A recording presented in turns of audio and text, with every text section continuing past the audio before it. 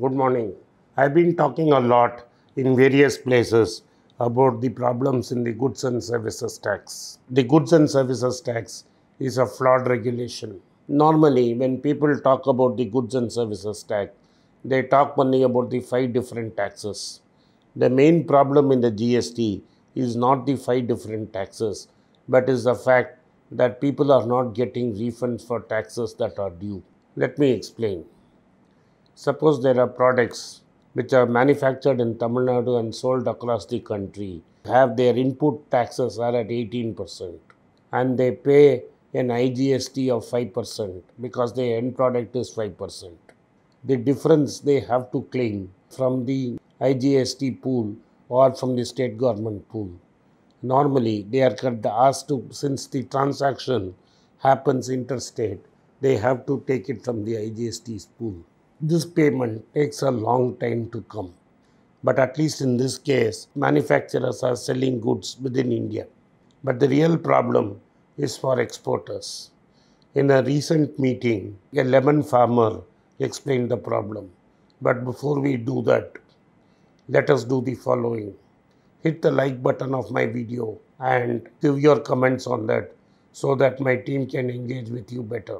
Second, subscribe to my channel and make sure that you persuade your friends and relatives to do so. And finally, turn on the bell notification. If you do not turn on the bell notification, there is no way that you will receive our video. And unless you receive the video, you will not be able to watch it.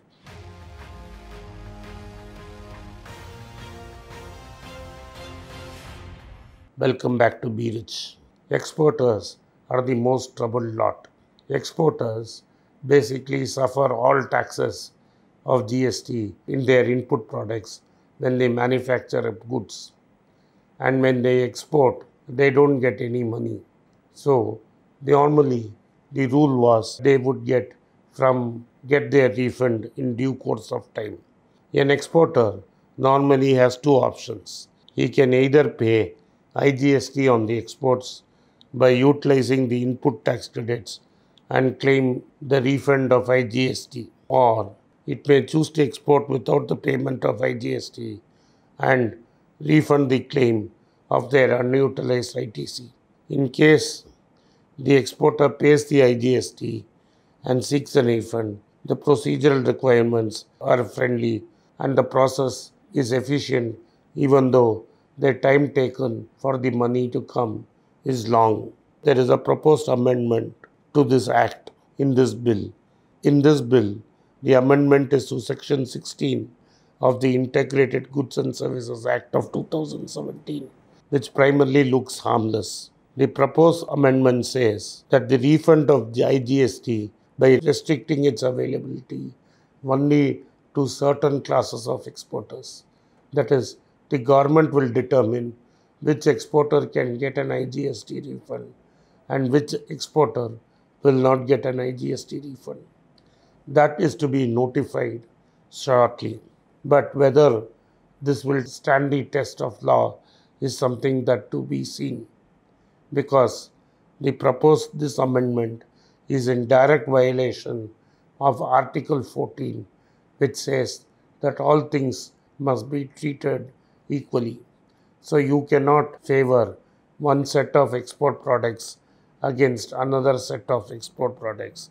Either everybody gets an IGST refund or nobody gets an IGST refund. Therefore, even if this law is upheld, this means exporters will get a refund and some exporters will not get a refund. So, a refund process comprises of three separate processes. One is date of export, date of filing for refund application, date of adjudication whether he is responsible, and a disruption in any of these three stages would mean that the exporter does not get money in time. Recently, in an SME event, a lemon trader told Rahul Gandhi the lemon exports from Pulayangudi, which has the world's largest lime market deep down in South India, exports have completely stopped because they have to pay a 28% GST and they are not getting their refund. People have stopped exporting lemon from India. The amendment also dilutes some of the core message that the government has championed, that is about being driven to improve the ease of doing business, treating honest taxpayers respectively, and acknowledge their contribution.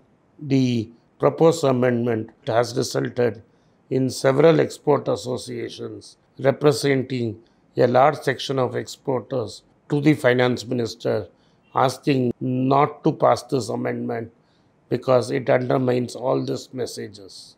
What has happened? Withdrawal of SFIS schemes and MEIS scheme because advanced restrictions imposed by WTO means people cannot get incentives for exports. Therefore, exporters cannot claim remission of duties and exports on exported products. That is, remission of duties and taxes on export products are not being refunded on time, thus making Indian exports more costly. Already our exporters are facing big competition from countries like Bangladesh, Vietnam and others. Also, the Indian rupee has relatively higher than the other currencies because of strong inflows flowing into the country where foreigners are making investments in India.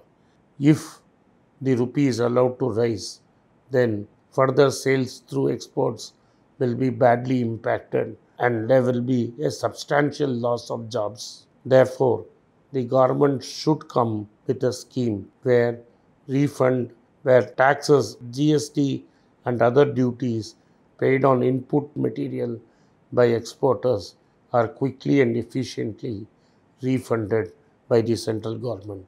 Thank you for watching. Be rich. உங்களுக்கு ஏதாவது comments இருந்தால் டெஃபினட்டாக comments போடுங்க. நீங்கள் மோர் comment போட தான் நான் எது மாதிரி கண்டென்ட் கொடுக்கணும்னு எனக்கு தெரியும். It's a great privilege and honor that so many of you in thousands have subscribed to my channel and have supported me. I have written 2 books in English, The Alchemy of Money and Ordinary Stocks, Extraordinary Profits. These books are published by us and are ready. If you want to procure a copy, send us a message to the WhatsApp number given below and my team would respond to you. If you want an Amazon Kindle copy, you can click the link below. Finally, those who wish to consult with me can send a mail to berichenglish@gmail.com. Once again, I thank you for your support. If you like this video, press the subscribe button of my channel, hit the like button and turn on the bell notification.